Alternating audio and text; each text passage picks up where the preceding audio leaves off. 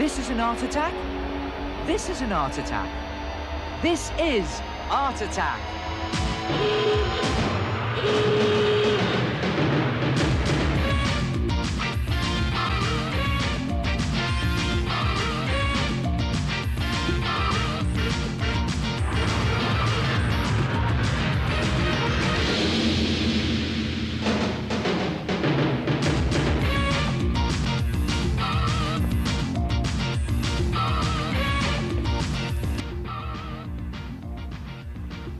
Hello there, welcome once again to Art Attack, the big art show.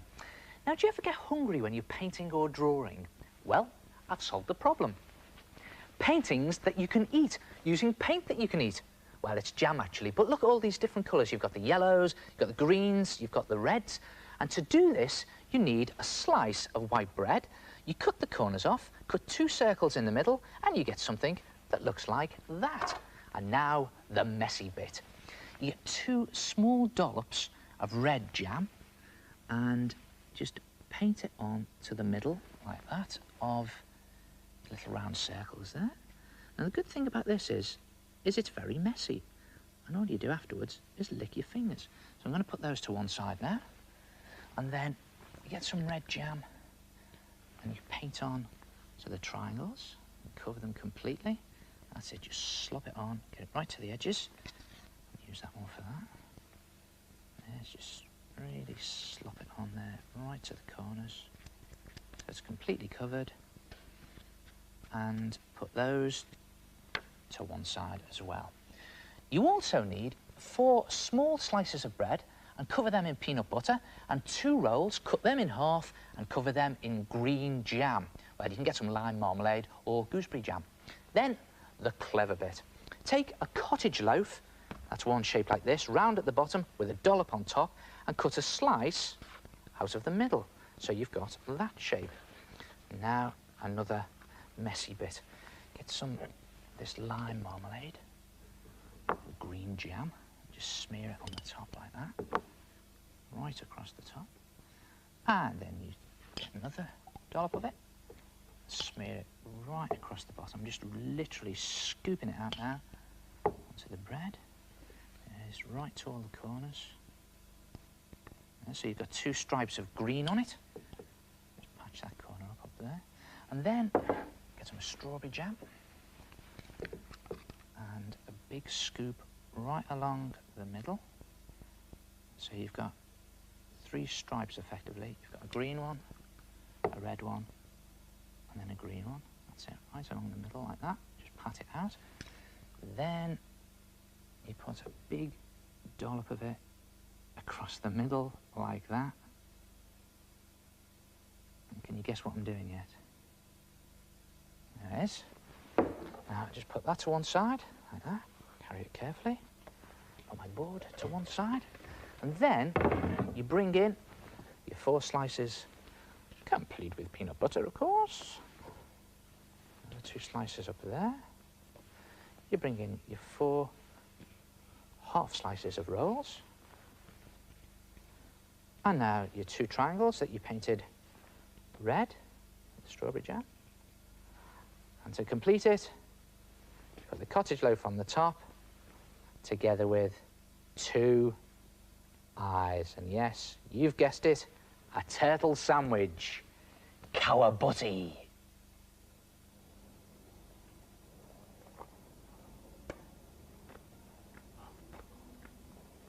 It's the head again. Kawabutty, nice idea. Do it for a party and eat your masterpiece. Actually, I've done one of them, you know. I modelled it on myself. I call it head butty. You get it? Head butty. It's like a butty with it.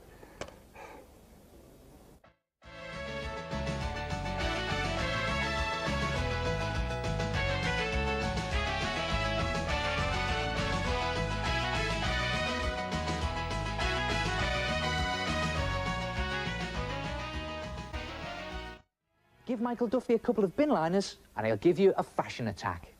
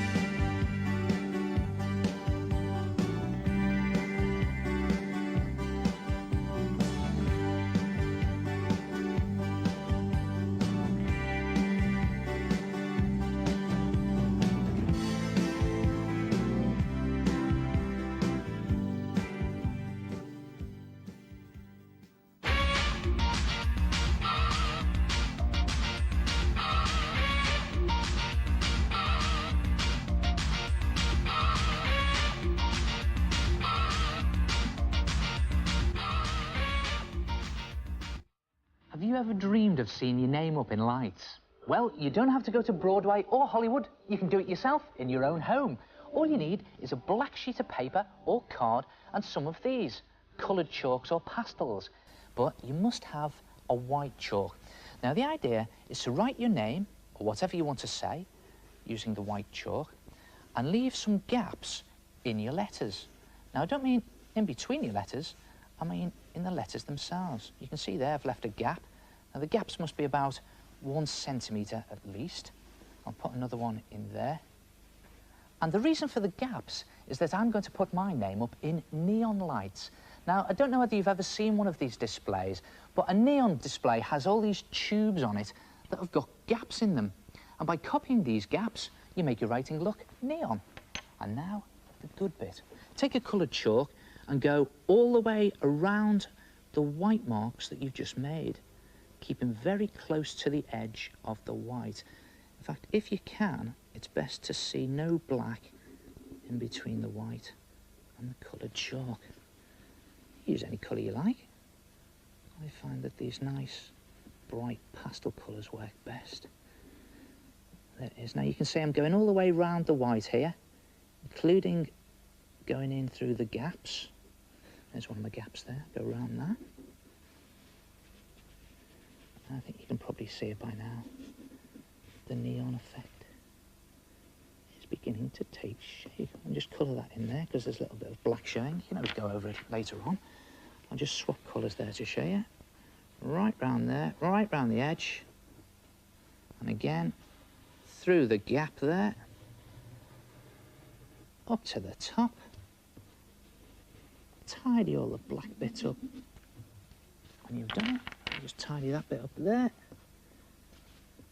Blow all the excess dust off. And there it is, your own name up in neon lights. You can add some designs, hang them in your bedroom, and give yourself a night on the town attack.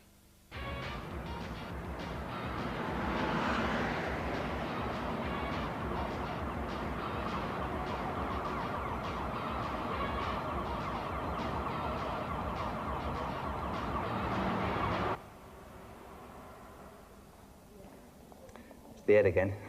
I've done one of those as well. I went to a lot of trouble. I got the black paper, packet of chalk pastels, and I did my own name. Look, the head. I left school when I was 6.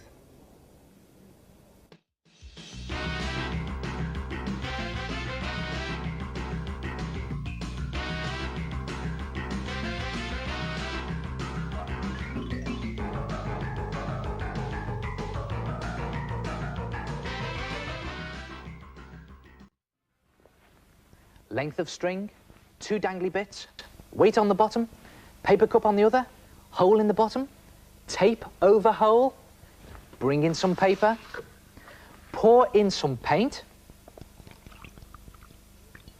swing the weight, and launch the paint.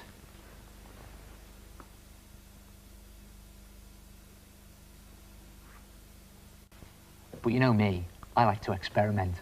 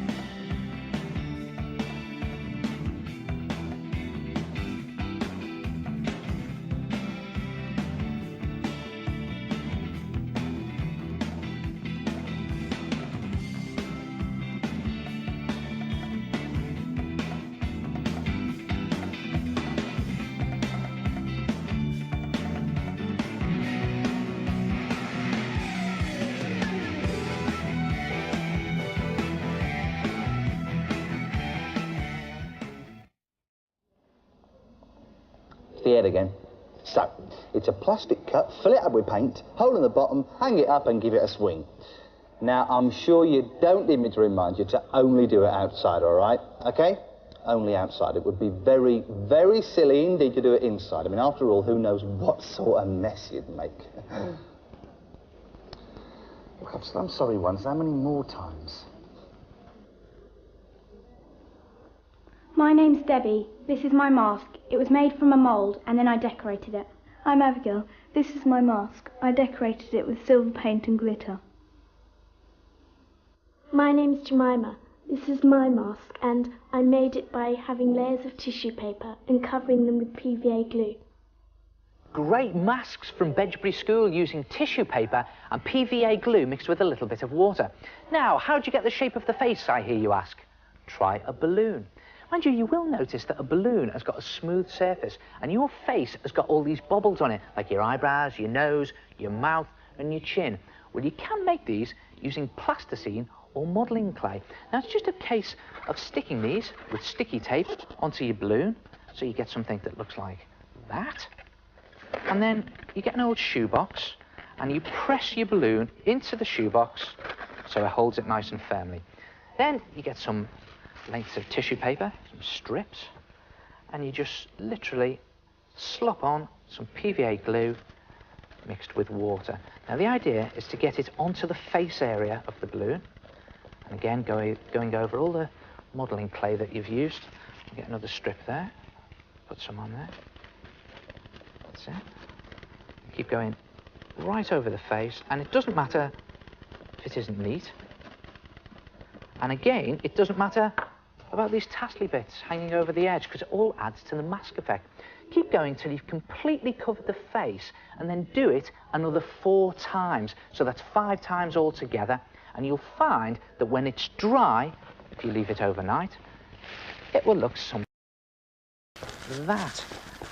Now, as you can see, the PVA goes nice and shiny, and if I tap it there, you can see that it's hard. Then, the good bit. I really enjoyed doing this. Close your eyes. You burst the balloon, and you take out the balloon and all this modelling clay from inside, and you are left with this. There it is, your very own tissue paper mask. I think that looks brilliant. Look at that. Of course, you can decorate them. Do it any way you want. You could try the stripy effect, or you could even put on some glitter and some ribbon, and you could go the whole hog and try some sequins, glitter and ribbon all on one mask. Try it yourself. Give yourself a tissue paper mask attack, and I'll see you next week. Ta-ra!